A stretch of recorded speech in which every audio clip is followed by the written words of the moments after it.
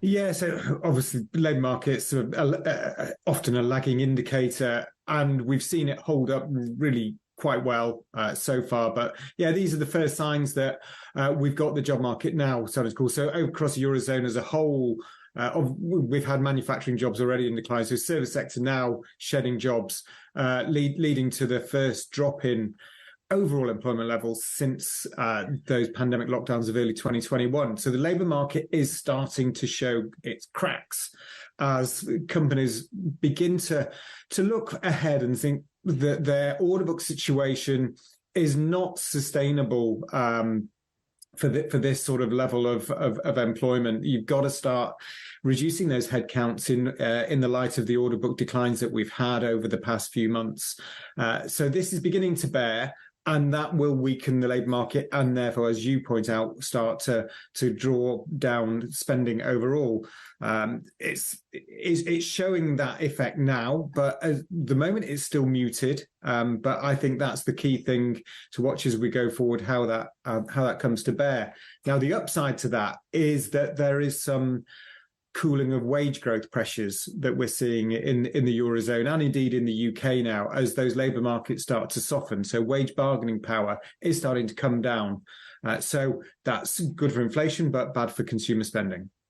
Well, that was precisely where my question was heading around what this might mean for wage pressure, because that obviously has big implications for the European Central Bank in terms of whether they go, what they do next with rates.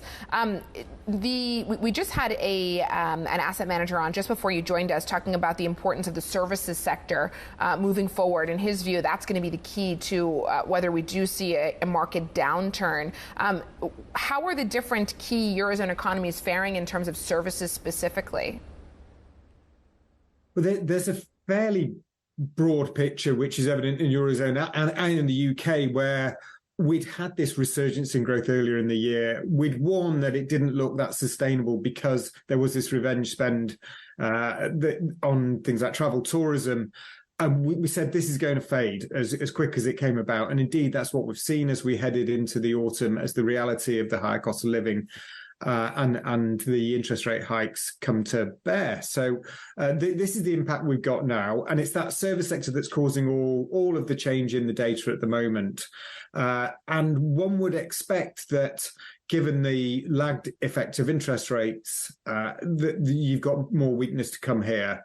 The service sector is typically more interest rate sensitive than manufacturing. It's much more attuned to domestic financial conditions than manufacturing. So one would expect, given the hikes in interest rates that we've had this year, for that sector to cool further. The one sign of life that we've got, though, offsetting that, is that we are getting companies telling us that, look, perhaps we're at the peak now of rates. And so that's causing some relief that at least there's visibility of where we'll go from here. Yeah, rates might stay at this high level, but you've at least got the peak in sight, so you can start to plan and prepare a bit better. So we're seeing that act as a little bit of an impetus. But overall, I think the fundamentals point to some further malaise in the service sector as we go into the new year.